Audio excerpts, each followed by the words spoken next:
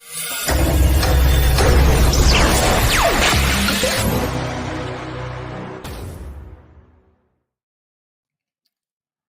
it, I'm going live. Starting the stream about 20 minutes early. We're going to talk Impact Wrestling like we always do. This is your Impact Lounge Impact Wrestling review.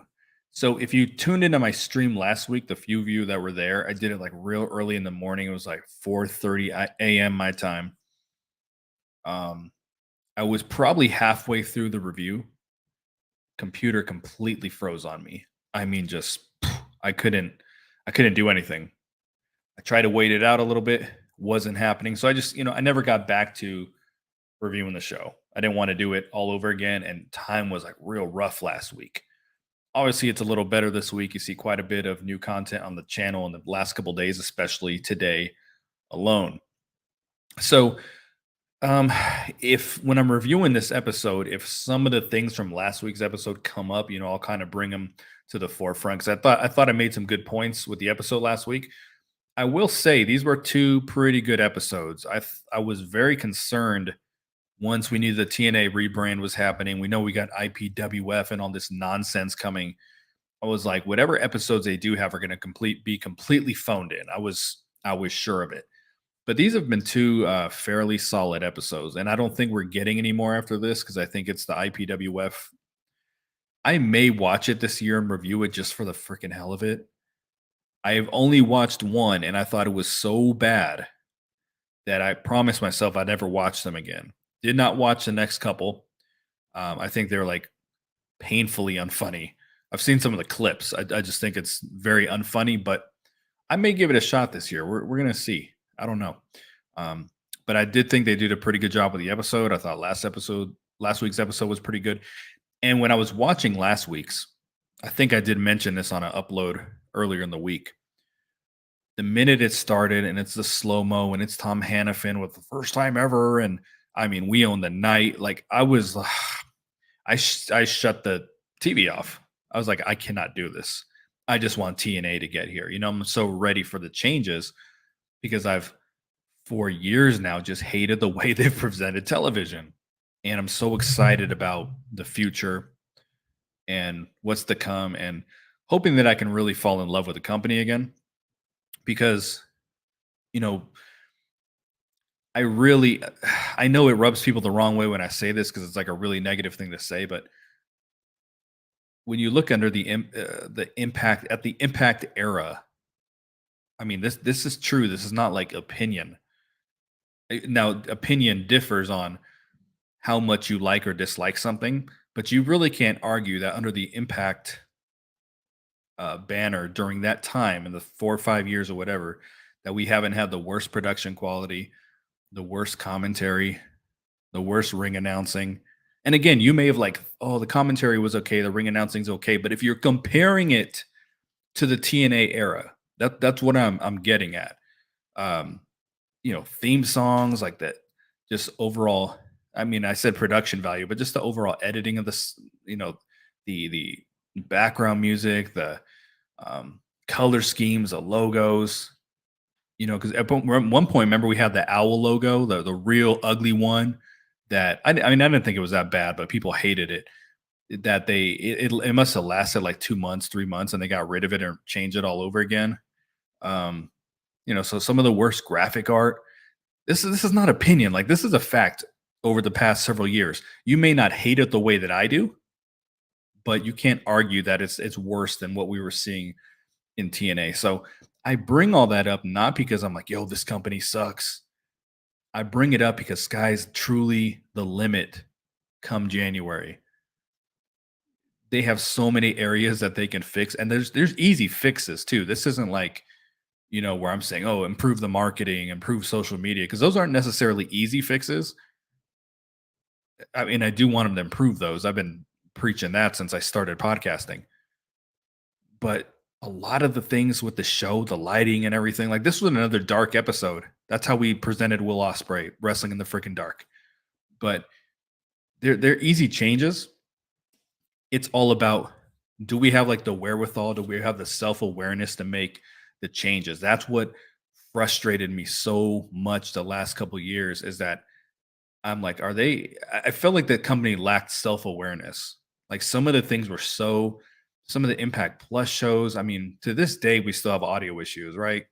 Um, a couple of the episodes were, we've had some dark episodes, but there's been a couple that you couldn't even freaking see, and that's what was like really frustrating. I was like, do they lack the self awareness to see that this is not good and that or are they looking at it, through a completely different set of eyes than everyone else and saying, "Oh, this looks freaking great."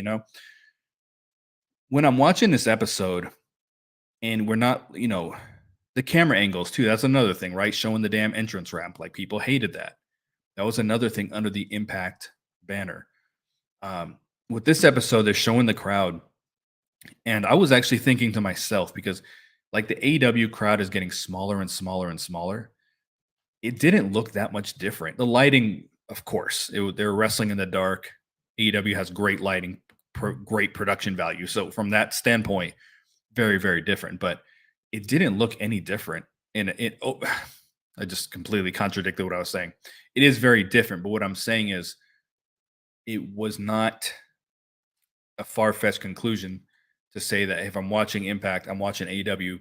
There's a lot of similarities of what we see on screen because right now they're not panning on AEW to the crowd like they used to during matches. And it looks like on TV like a much fuller arena. And that's under TNA when they were in the Impact Zone. They did a really good job of making it look like there was a lot of people there.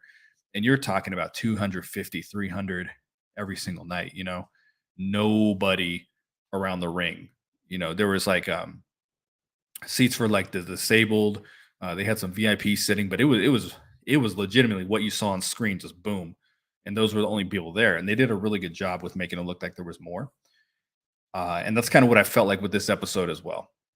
So if you can improve these production values and improve lighting, it can look like freaking AEW to a point. AEW is probably going to put a lot more money into it than Impact, but it's not going to look that far off because I was always saying it looks like a YouTube show. It's comparable to NWA and MLW, but those shows aren't on TV. Impact is, and so a wrestling fan is going to compare it to those other shows. They just are. They have an opportunity now to kind of compete in that space. So I'm very excited for it. So to run, go back to what I said here when last week's episode came on, and I mean, we own the night and the video game sounds. I was just like, I can't do this. Like, I cannot watch this. And it took me a couple days later to actually watch it. I was like, yo, this is actually a pretty good show. The main event with Gresham and what's this fuck Alex Shelley was really good. And I had this pinned tweet I had to take down that I was just like, Josh Alexander versus Rich Swann. It's me the best match of 2023 for Impact. I mean, I was like positive on this one, and they have had so many killer matches since then. I mean, they probably exceeded that with Gresham, and I don't know if they exceeded that, but it was definitely on that level, Gresham and Alex Shelley, and then obviously Josh Alexander. So before I get into the show, I'm aware that AEW, they had their pay-per-view tonight. I do not watch their pay-per-views. I don't fuck with Bleacher Report. They've taken my money before and not given me the show. It's happened to me twice, so fool me once, you know what I'm saying? But the first time I got a refund, the second time I didn't. So I'm just like, I'm not messing with this anymore. But I know that they brought in Will Osprey tonight. Scott DeCuck strikes again because he's letting other companies, fuck his, and they're just watching. They're just sitting and watching. Yeah, Will Osprey put on 3 great matches for Impact, but he beat 3 of the top guys, and there's no payoff, no nothing. And everyone got really excited. Oh, I'm going to step foot in a TNA ring next year. He might, but now signed to Tony Khan, he's not losing. I already said he wasn't losing to someone from Impact. I was super critical when they made his match versus Speedball Mike Bailey for Bound for Glory. I thought that was a huge mistake at the time. Looking back, it was such a good match that I'm like, okay, I can see it. It wasn't that Impact did something wrong putting him against Mike Bailey, because I know a lot of people did not agree with my opinion on it, that wasn't a good match for Bound for Glory. It wasn't that Impact fucked up. It's just that they were in a bad spot because he just wrestled Jericho and Okada and Omega. If he wasn't wrestling like three of the top names in the world, put him against fucking Speedball Mike Bailey, put him against fucking John Schuyler. You know what I'm saying? Like, I don't really care. But they were just in a really difficult spot because he just had these huge high profile matches. And then it's like Speedball Mike Bailey, who the wrestling world doesn't know. I think they might know him now. And it makes more sense that they wanted to do Josh Alexander on free TV. They wanted to get eyeballs. We'll see what viewership looks like, but we will get to that match when we get to it. I like to kind of do things in order. I used to like to do main events first, but it's just odd to me. I prefer to do things in order. So that's how we're gonna rock One Time for Your Mind. So let's get into this episode. Starts off like it always does, slow motion highlights, but I thought they did a better job of having relevant information on there for the show, relevant highlights, because they will do for the fucking sake of just for the fuck of it. C4 Spike, Trinity. I mean, just shit that has nothing to do with the episode, like that we're about to watch.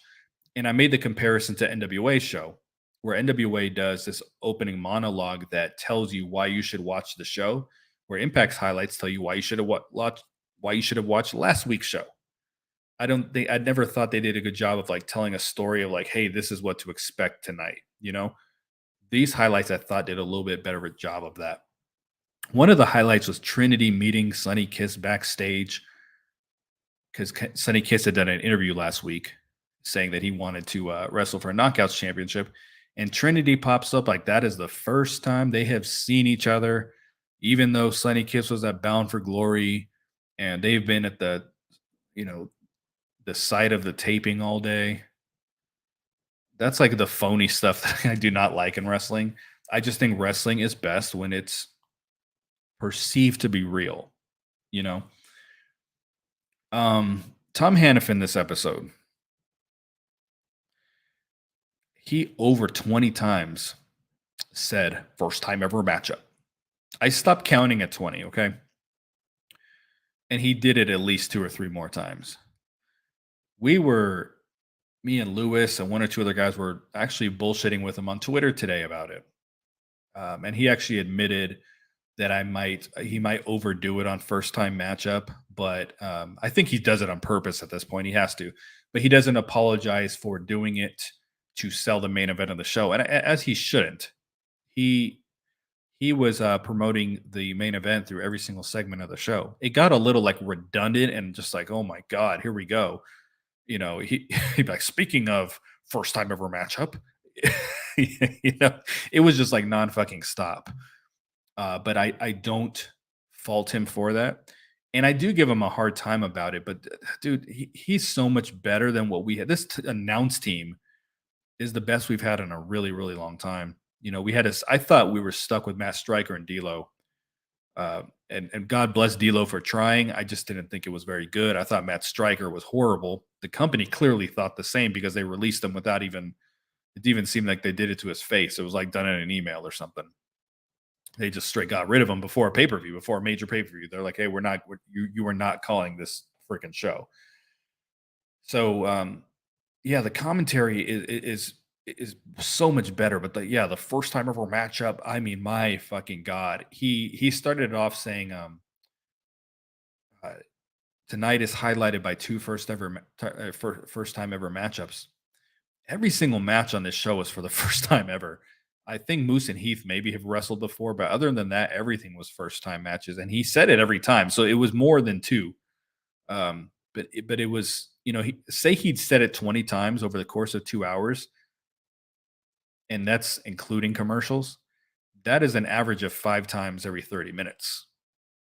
I mean, that's pretty excessive, but again, he shouldn't. Of course, he should be selling the main event. But that's my whole point. I don't even have a problem with him saying it, but say it when it matters, not when Sonny Kiss is wrestling Trinity, not when fucking the Rascals are wrestling Laredo Kid and these dudes. You know what I'm saying? Like we're just like beating it to death. But yeah, um, I've already addressed the Will Osprey thing. Um, yeah, the shows were Um, Man, I thought you were blocked from this channel. Might be have you confused with someone else. Yeah, Impact shows were filmed right after Bound for Glory, so obviously because they're not live, we can't. It's not their fault that Will Osprey signs, but it's like we've been talking about Will Osprey being a free agent ever since he was announced to wrestle for Impact, and we've also been talking he likely because this was before Bound for Glory when he was saying, "Oh, Impact is in the running." Like, no, they weren't. We've been saying AEW as fans, a lot of us, not all of us, since Bound for Glory. So clearly, Scott Demore had to have an idea, and he had to have dialogue with him as well. Like, what do you think you're gonna do? You know what I'm saying? So, um, okay. Opening match was Sheldon Jean and Kenny King versus ABC. Before I went live here, I talked about um, Sheldon Jean, or excuse me, Kenny King. I did an upload regarding him, so you can check that out and my thoughts about his departure. Um, so last week, Kenny King was asking for a rematch for the Digital Media Championship. I don't know why he wants to wrestle for that title so badly. Santino was like, okay, well, no, instead you're going to wrestle for the tag team championships. And he was upset. Like, why would I want to do that? That's not what I asked for. I would any day of the week rather be a tag team champion than the digital media championship champion that we may not even see past December. So I had a hard time getting into this match just because I knew Kenny King and Sheldon Jean were going to lose. Um, and I was, frankly kind of upset that Kenny King is leaving. I wanted him to be part of this like kind of new TNA thing, because he's a bit of the past. But I just think everything he's done has been so good, and the company clearly didn't feel that he deserved to be at the top. I felt that he did, but the company clearly did not feel that way. So obviously the ABC wins with this. The 1-2 suite is one of the most bullshit finishes. You hit the art of finesse, and then the guy gets back up on his feet. Again, wrestling is best when it is presented to be real. You feel me? Because that is not real. That is fake. So yeah, ABC, they win. We'll see what's next for them. I don't even know who. I mean, Tom was talking about the Rascals getting their rematch. I hate rematches so much. I've always hated rematches in wrestling. I don't think it was a big deal in the 80s, 90s, whatever, because there wasn't as much wrestling content. But I don't really want to see them wrestle again. I don't know how many times they've wrestled. I feel like I've seen them wrestle 50 times. They may have wrestled twice for all I freaking know, but I don't really want to see it again. It was my least favorite match of Bound for Glory. Um, so I don't know what they got for Hard to Kill. I would imagine they're probably going to do some kind of ladder match or some kind of rematch that's a gimmick match because what do we know? 2 matches for Hard to Kill and there's no more episodes. So how are they going to build this card? Obviously, there's gonna be a couple episodes in January, but it's like the show's gonna be kind of thrown together. So I think we're gonna see rematches. AEW didn't do rematches for the first year or so, and then they started doing them to death, just like WWE does, and frankly, Impact sometimes as well.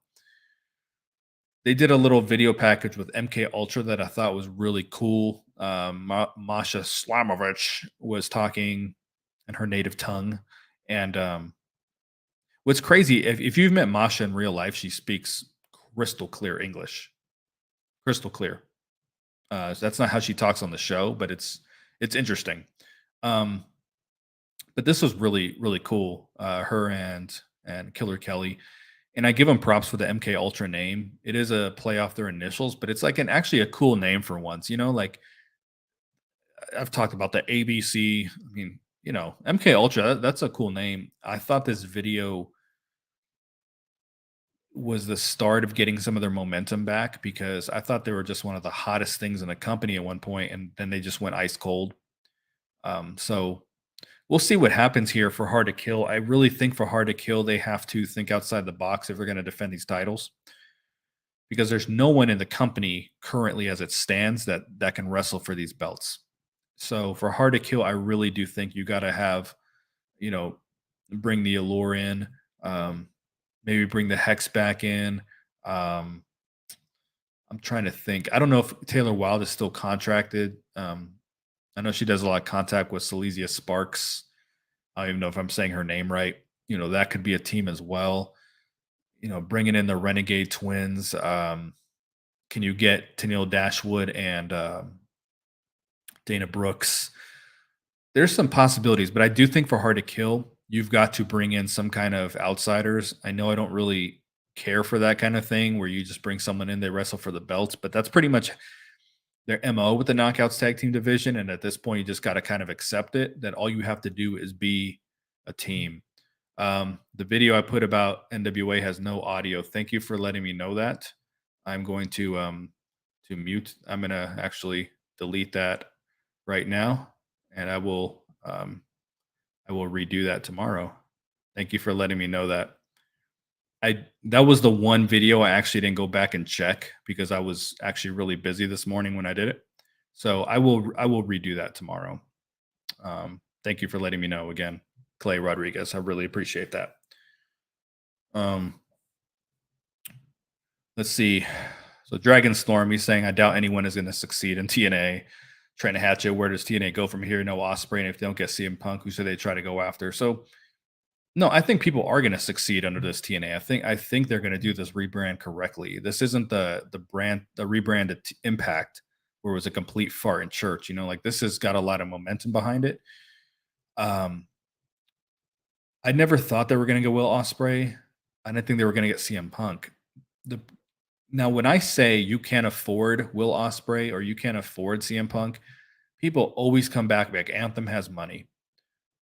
They do, but if you sign Will Osprey, then you have to sign CM Punk, and if you sign CM Punk, then you have to sign um,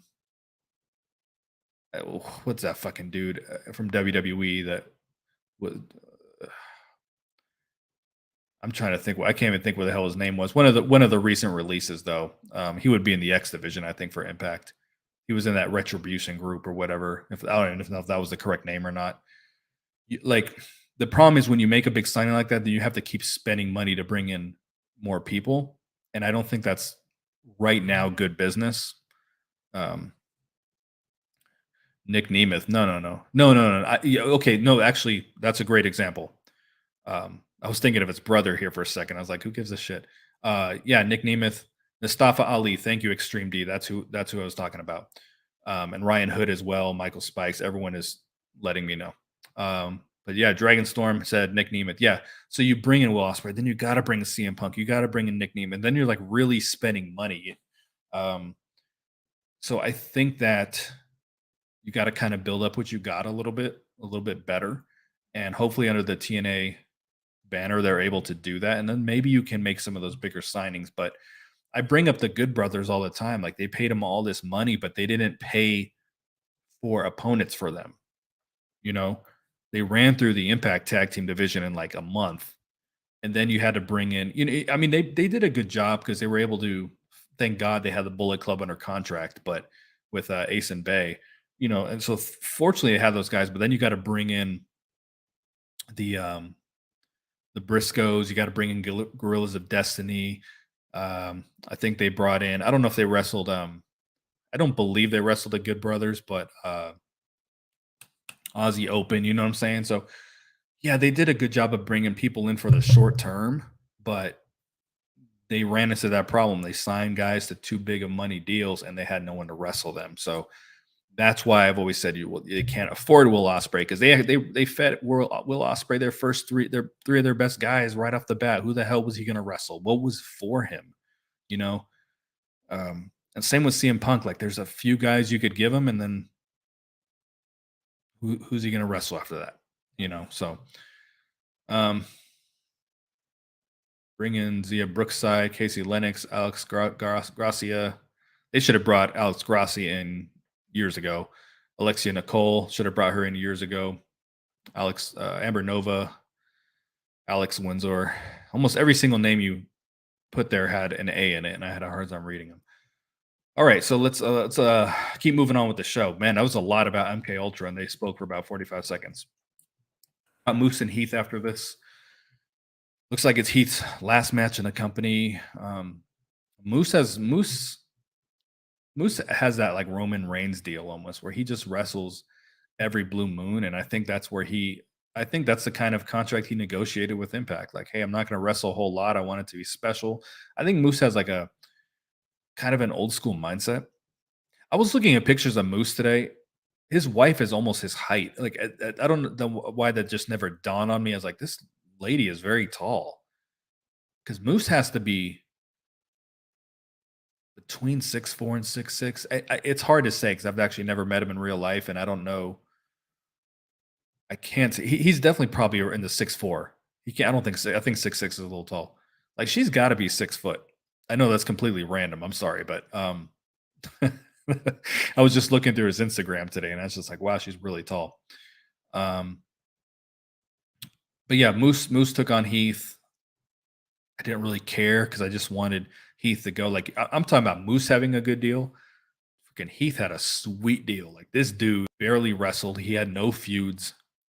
He just came in, hit his finish, another trash finisher, and then he left. And they probably paid him pretty well too. So he's the kind of like exact type of dude they don't need to be signing.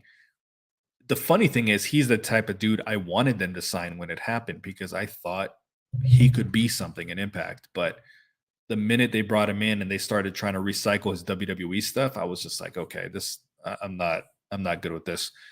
Um, yeah, the TNA chants have been starting. If you check the TNA YouTube channel, it says official silver, little silver. If you check the official, excuse me, official, I'm reading official from your name. You didn't even type it. If you check the TNA YouTube channel after showing up there, Will Osprey versus Josh Alexander at TNA Wrestling Hard to Kill, he stated he wants to compete inside a TNA ring. So he's Are you saying he's wrestling? They announced that Will Osprey, Josh Alexander will wrestle at Hard to Kill. Is that what you're saying? If that's the case, awesome. Maybe at that point, Josh will get his win back. There's no way he beats him twice. There's no way. If that's what you're saying is going to happen, there's no way Will Ospreay beats him twice. Even if Tony Khan tries to intervene, there's no way. But yeah, Moose obviously won this match. I just wanted it to be over, and it was. Rhino came out, and are we gonna do Rhino versus Moose now? Excuse me. They need to have a match where Rhino's career is ended. Because I know he works backstage, so like we really just got to get him off the screen at this point as a wrestler. You can bring him in every once in a while, but he's really a step below like bringing Tommy Dreamer. Yes, it's official. Josh Alexander said he wants to fight him again to get a win off Will Ospreay. Okay, so um, I guess we'll see that Hard to Kill. I mean, what else is Josh Alexander going to do? So I think that's a good thing. So the show was going okay, and then the Rascals took on Laredo Kid, Black Taurus, and Juventud Guerrera. Last week they did the promo with the Rascals, and I'm familiar with Myron Reed, but I'm not at the same time. Like I knew he wrestled for MLW and he was part of the Rascals. He came down, of course they're pink and green lights in the background, that nonsense, but he comes down and they're doing a little promo, and he sounds freaking amazing. I mean, very, very like Kenny King level of confidence, and it's just flowing. I was like, "Yo, I'm down for this. I'm down for the Rascals." And then they said, "Well, next week the Rascals are wrestling Juventud Guerrero, Black Taurus, and Laredo Kid." And I was like, "Okay, cool. They're wrestling some freaking jobbers. They're not jobbers. Like Black Taurus isn't a jobber. Laredo Kid, I mean, has he ever won a match on Impact? I think he beat John Schuyler I think he traded wins with John Schuyler, and then Juventud Guerrero. So I'm like, okay, cool. This version of the Wrestle is going to do something. And then when they were like, we're bringing in Conan on commentary, that's when I was like, these motherfuckers are going to lose. This is about kissing Triple A's ass because they got the show coming up with them. And the match was really good. It was very fun. Um, Myron Reed is very impressive. And to go back to Conan, I thought he sounded good on commentary because he added a really natural element. He almost sounded like he hasn't been watching wrestling for the last 5 years. Um, the way he was kind of like clueless about a couple things, but I know that he does watch it. Obviously, he still runs shows, but I thought he added a really nice natural element to it, to where Tom Hannafin and Matthew Raywall are not the most natural speakers in the world. Like Tom acts like he's reading the news. Like it's raining cats and dogs out there. Bring your umbrella. They get just because they have like weird funky voices. But I thought Conan sounded really good. But once I knew that he was on commentary, I was like, they're gonna win. Yeah, WWE does use the stage backstage lights. That's where they get it from. I've seen them do it, but they're used as accents. They're not as dominant as how Impact uses them. They're usually off in the corner a little bit. They're not like the wrestler's not just standing in front of the lights. So it's not even that I have an issue with them doing it. It's just the placement of them, if that makes any sense. But as I said, this was a really good match. I really did not expect the Rascals to lose. I didn't expect Myron Reed to take the loss. And I know this was like lucha, or what they call lucha rules or whatever. I thought with lucha rules you don't tag, but they were tagging. I thought you just roll out of the ring and your partner can come in but they were tagging. So I don't know, but they really did some cool stuff on this match. It was a lot of fun to watch. Usually I'm not a lucha libre guy so much. I'm not even like an X division guy. I recognize who's good in the X division, but the style of wrestling has never been my favorite. I've said that a million times, but I enjoyed normally I would hate this kind of match, but I enjoyed it quite a bit. This flame on, I think he calls it. Myron Reed does his cutter on the outside. That is pretty cool. But this was a good match. It was a good episode. It's just like a good episode for wrestling. Like if you take Moose and Heath out of it, it was some really good stuff. Then we got Steve Macklin, Kylan King versus Bully and Jordan Grace. I'm gonna do an upload regarding Jordan Grace, what I think is going to happen at Hard to Kill here pretty soon. Probably to be doing that tomorrow. I was looking forward to this one because I like Steve Macklin a lot. I like Kylan King a lot. Even though I wasn't like a big fan of when Bully Ray showed up at Impact, I think everything he's done has been excellent. He's a great wrestling mind. You listen to Busted Open. Busted Open's hard to listen to because it's like it's on Sirius XM, but they're talking on fucking gaming headphones and Dave LaGreca yelling and it's distorted. I mean, it sounds like fucking shit. I don't understand how SXM allows that quality to be on their station. But Demon Better, I'm laughing at your logo with the guy from Scream. That's pretty funny. What the hell was I talking about? Oh, Sirius XM. So yeah, Bully is a great wrestling mind. And then Jordan Grace always does great work. So I was looking forward to this. And this was like a legit mixed tag team match because Jordan can obviously wrestle with the guys. Kylan King can. She's 6'1". Um, so I really enjoyed it. And it actually got me thinking from the Call Your Shot gauntlet when they did the 5-on-5 match. Those were pretty much the last guys in the match, right? There's a couple jobbers in there, but when they were talking about, oh, these guys were the last four, or three of them were part of the last four, I said, that 5-on-5 match they had, they pretty much gave away who was going to be there at the end. I think Jake Something was there as well. Someone who just comes and goes, looks like gets a little push for a little bit, and then feels like he disappears forever. We haven't seen him in a while. Yeah, so I enjoyed this one. Jordan Grace and Bully Ray won. I don't think there was any question on who was going to win this thing.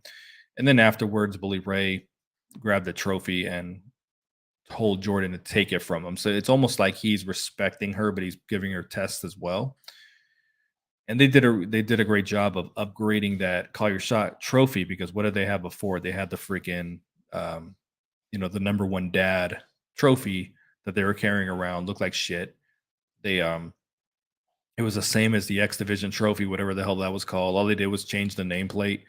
Just this little, tiny trophy that you give your employee of the week, So what they did here for excuse me, for Jordan, that trophy, they really set the standard going forward. So I can't believe she's actually carrying that thing around. Like it was so big that I thought when she cashed in at Hard to Kill, it was because she didn't want to carry it around, and clearly she is. So I'm also excited to see what they're going to do with Kylan King going forward because when they brought her in, I said, "Yo, this is the exact type of knockout they need."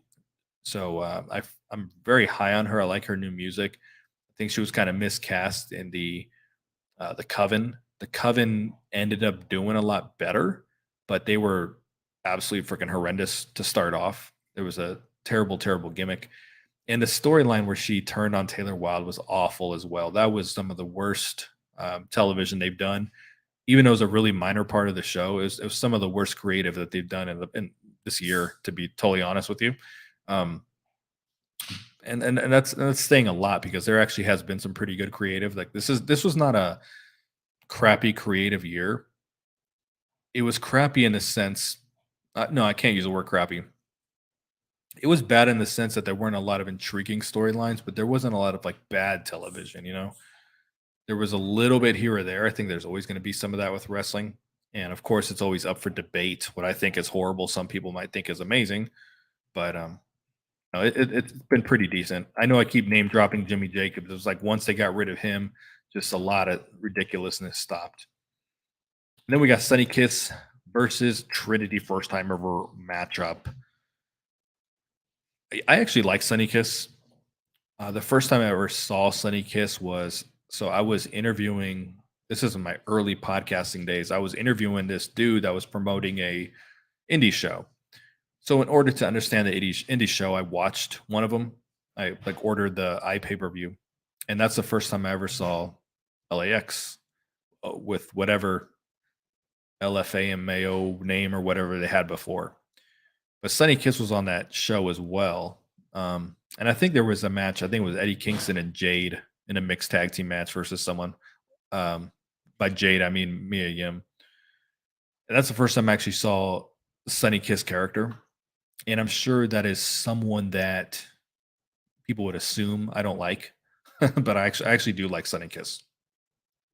And I don't think ever in the history of wrestling, and maybe ever again, you can get a wrestler that is like have a homosexual wrestler and put them in a women's division and you don't even think twice about it. Like you don't think, okay, well, Sunny Kiss is coming to wrestle for the X Division Championship. Like it's almost like you just know he's going to wrestle in the knockouts division, and you don't even think twice. Like if you look at Jai Vidal, I mean, he's got serious sugar in his shoes, but you still wouldn't put him in the knockouts division. You would still be like, well, he's going to wrestle when he does wrestle um, against, uh, the dudes. So I don't think just the fact that Sunny Kiss is able to pull off almost coming across like a female is actually really impressive. And you know what I've always respected about Sunny Kiss too is that in this world of pronouns and I go by the he, she, they, them, whatever the fuck. I had a Lyft driver the other day. I got a message saying, my pronouns are they, and I was like, I'm not calling you they, that, I'm not calling you that. I'm not calling you nothing, like.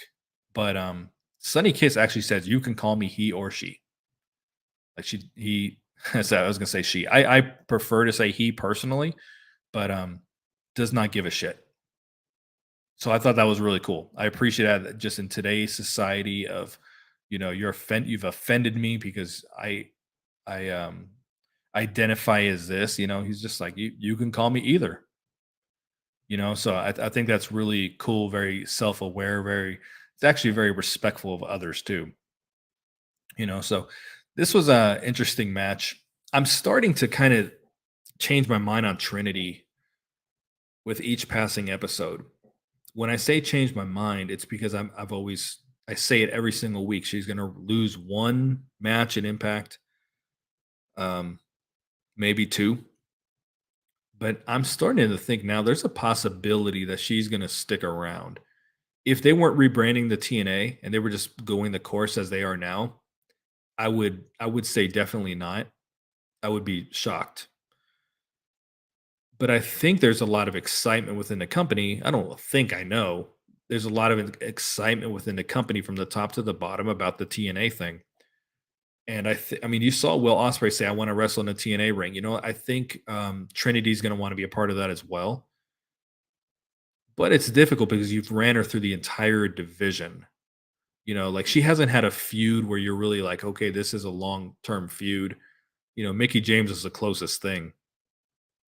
Um, but I've got some views about Trinity versus Jordan Grace that I'm going to get into tomorrow on the channel. Just I know I make a lot of hot takes and I'm very wrong a lot of the time when I make predictions, but there's one with this match that I am very confident in, and I'm going to talk about it tomorrow.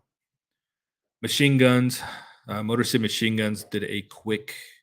Are we going to see Sasha Banks and Impact? I would say 100% no. I shouldn't say 100. 99.9 repeating percent no.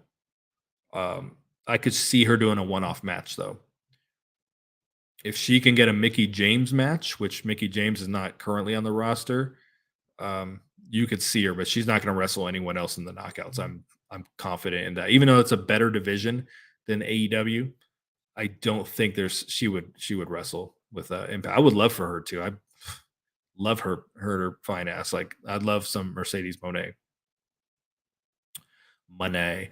But yeah, Motor City Machine Guns did a little backstage promo. I thought that was very good as well. It's good. I like when they're serious. I don't like when they're jovial. They're very serious.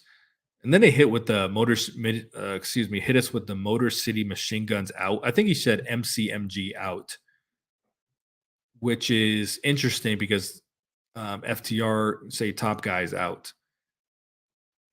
So I just thought that was weird because it's almost like FTR says that and you're pretty much stealing their catchphrase.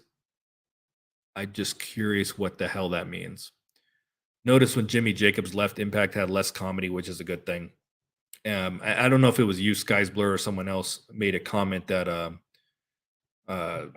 he's trying to recycle a bunch of WWE silliness, and he's always something. He's this creative mind. You can be creative, but that doesn't mean good necessarily.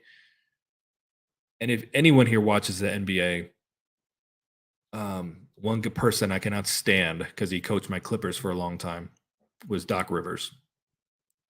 Doc Rivers won one championship with the Celtics like fucking 15 years ago.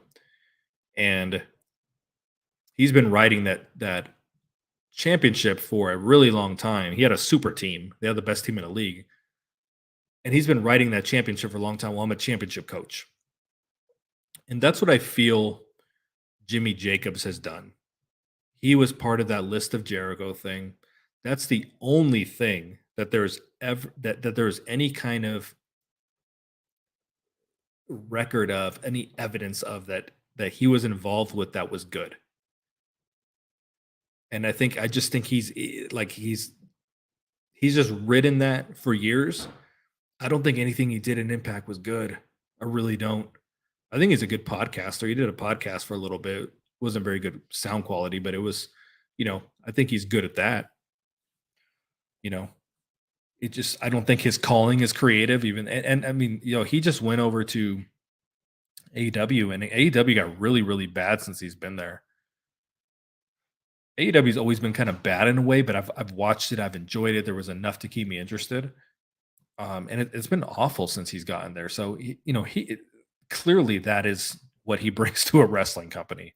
Let's be freaking real. Um, what past knockout do you want to see come back? Angelina Love is what I want. I want to see Taryn Terrell. I know she's retired, but I would love for her to come back in some capacity. Velvet Sky was so bad on commentary at NWA that I missed pretty much the entire um, Taryn Terrell run in NWA, and I'll never forgive Velvet Sky for that. Christian's the only good thing in AEW. I actually agree. I watched the Christian part from uh, not Rampage, but Collision, and that's it. That's the most AEW I've seen in months. I just turned in for that part and then I turned it off. So Christian Cage is doing the best work of his career by far. But after this Motor City Machine Guns thing, they are talking about the return of TNA and they are doing it over We Own the Fucking Night. How can you talk about a rebrand and a new era if We Own the Night is playing in the background? I've hoped to never hear this song again after this episode because now we're not getting any episodes and I'm not going to watch the best of and when they try to do award shows, I don't care. I'm not going to watch it. Hopefully, I'm never going to hear the song again. Hopefully, that it's ended. Yeah, the mystery devil crap is all Jimmy Jacobs, 100%, and I think he's part of the MJF Adam Cole shit too, and Roddy Strong and all that, which is so bad. It is so bad. It was good actually for a little bit. Don't worry, you won't hear that horrible theme song from 2019 again. That's crazy because that's like when it came out. They beat it to death. Stephen Patrick, do you think TNA needs something big to sell out Hard to Kill? I don't know that Hard to Kill is going to sell out. The only thing that's going to sell it out is because people want to be a part of the TNA rebrand, and that's it. Because the matches they've announced are not going to sell it out right now. If you think of Bound for Glory, like they're pretty similar sized venues, and it took like a year for Bound for Glory to sell out. I don't know if it was a year, but it was like 10 months for it to sell out. So I would really be shocked if Hard to Kill was like a sellout, but I think it'll be a good crowd. And I mentioned before that I drove past the Palms. I was taking my daughter to an anime convention, and it was across the street from the Palm, so I got to see it up close and personal. Really, really cool. And then I've also seen Sam's Town, so it's definitely in a better area. But I would say both are pretty populated. So I don't think just putting at the Palms compared to Sam's Town is going to be like this huge change in attendance.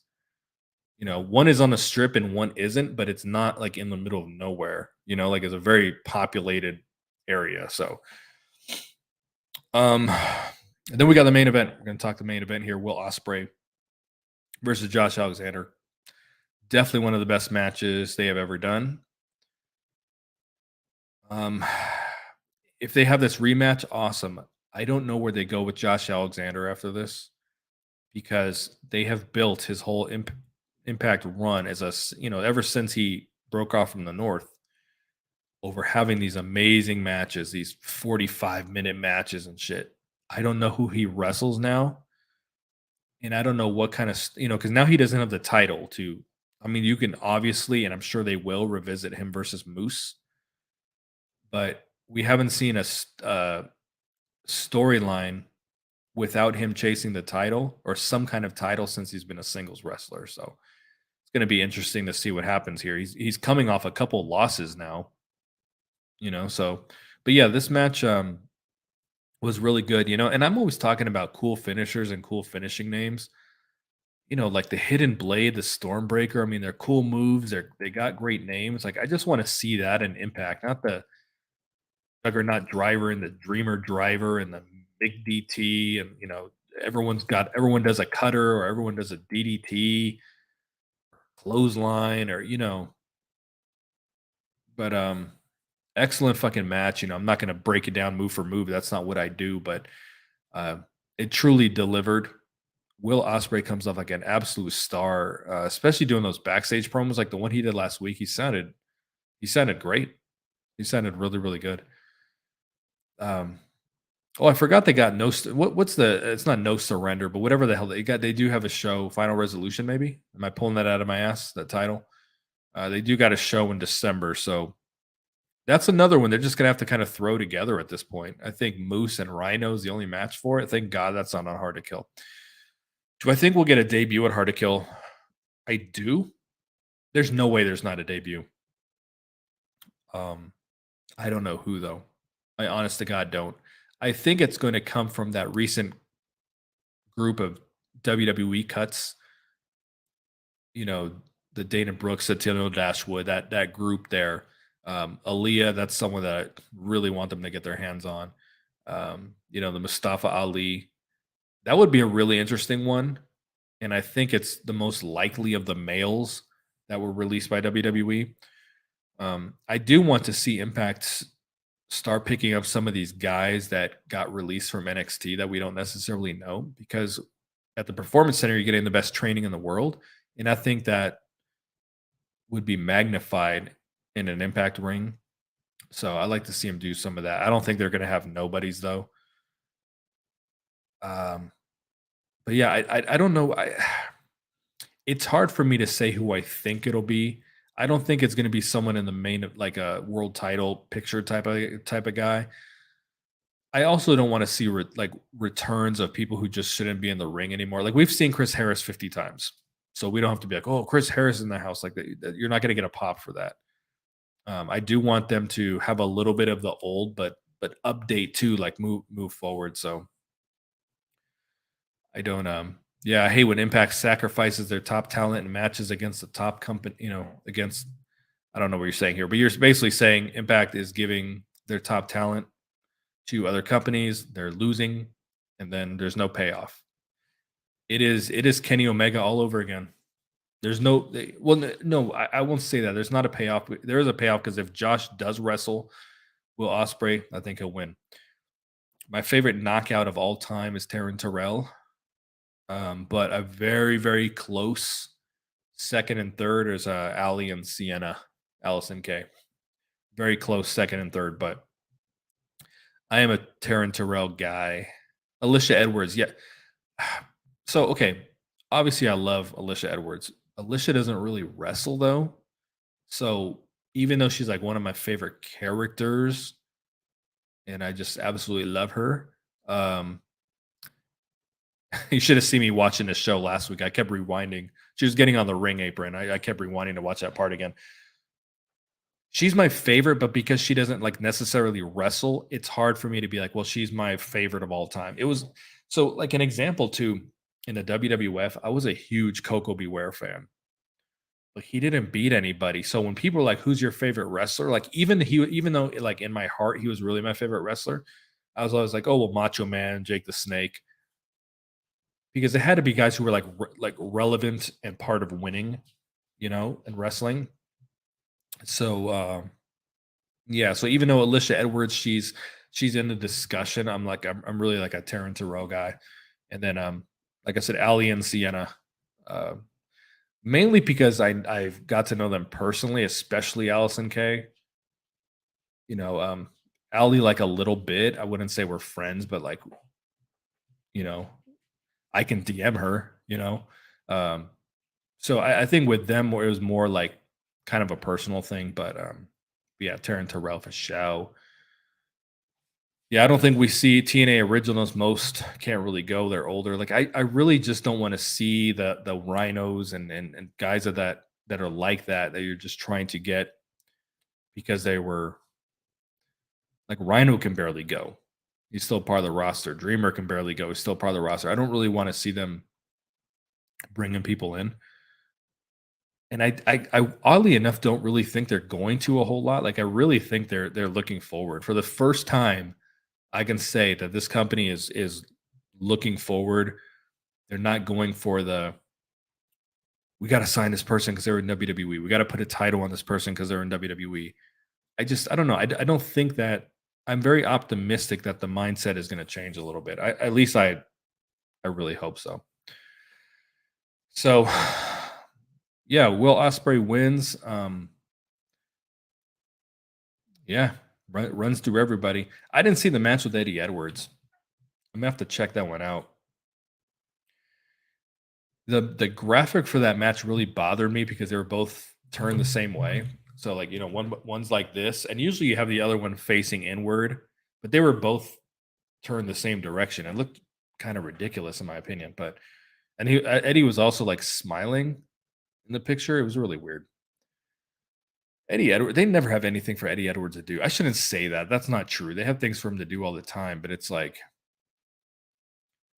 it just feels like the people who are signed long term just aren't the champions. They just don't hold gold.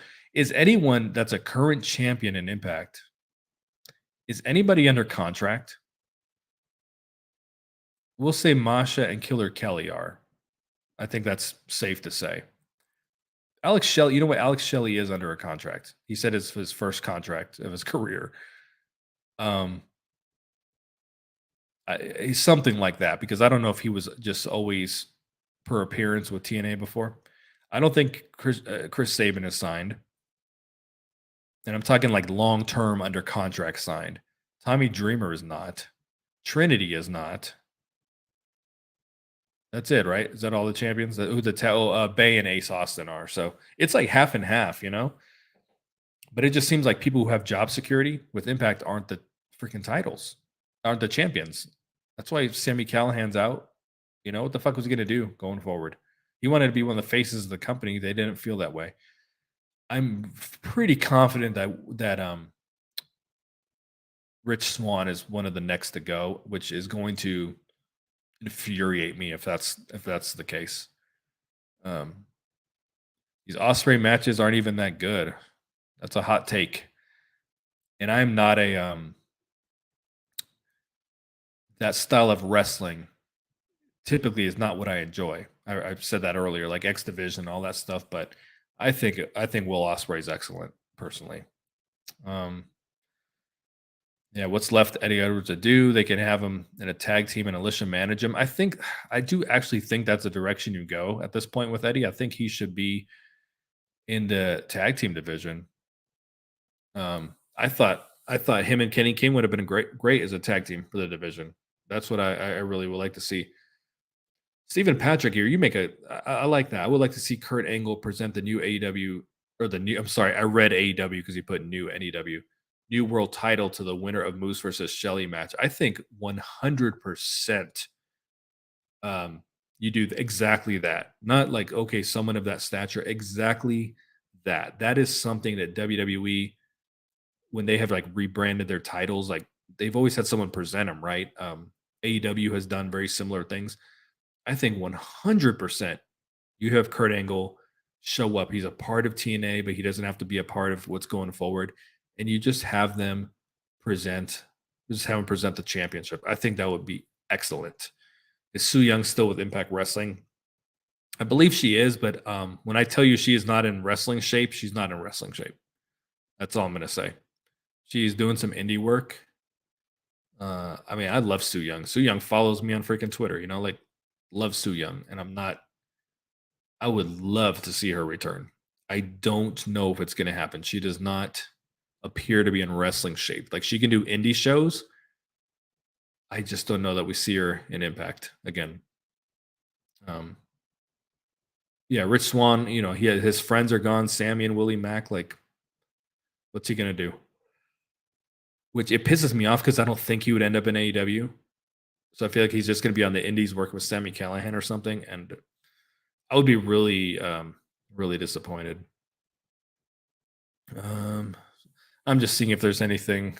Eddie Slapnuts Edwards need to become a part-timer. I'm seeing if there's anything here I want to bring up. You guys are having lots of good conversation here, but just seeing if there's anything I want to address. But yeah, that was great idea about Kurt Angle presenting the title. They absolutely should do something like that. Don't just Remember last time we were waiting on new titles? We were waiting forever when they rebranded from Impact, and we just had those Global Force titles with the placard on them, and they used them forever and ever and ever. And then one day they just had new titles. Like make it a big deal. Billy Corgan would. So Scott Demore, balls in your court. Get Kurt Angle to present the fucking title. Yeah. All right, so that's it for me. I'm gonna wrap this up, guys. Gonna do a little more content tomorrow. Like I said, I'm gonna redo that NWA one that was silent. I'm sorry for not checking the file. I usually do. I just didn't that one time, and of course, it was blank. It was empty. So I'm gonna do that tomorrow. I've got something on Jordan Grace that I'm gonna work on. Um, Something about Moose potentially. But right before I streamed here, thank you, great stream, thank you. Right before I did this, I did give you my thoughts on Kenny King leaving the company. So we're exactly an hour right now. It is almost my bedtime. I'm actually an early sleeper because I wake up really early for work. So I don't work tomorrow, but I just mean my body is telling me it's bedtime, even though it's 10 p.m. Pacific. I usually go to bed at 9:30. So I'm also old, so that doesn't help. All right, guys. Thanks for talking. I don't know that we're going to be live streaming again the rest of the year unless we're just live streaming just to do it and just to chat and do questions and stuff like that. That's very, very possible because I'm going to need content in December. I will do my best to live stream the whatever Impact Plus show is going on December. I will do my best to live stream a review there. But other than that, I'm just going to do my best to come up with as many content ideas as possible. I'm thinking of doing one of people I want to see return to TNA. Even though I said I don't want to see a lot of returns, I got some ideas of returns I'd like to see, and then some debuts I would like to see as well. I got some ideas, so we're gonna do. I'm not just gonna phone it, phone it in the rest of the year. I'm gonna try to do some good stuff, build the channel, and then that way we start 2024 off with a bang. So thanks for checking me out, guys. I'm your boy BQ. Peace.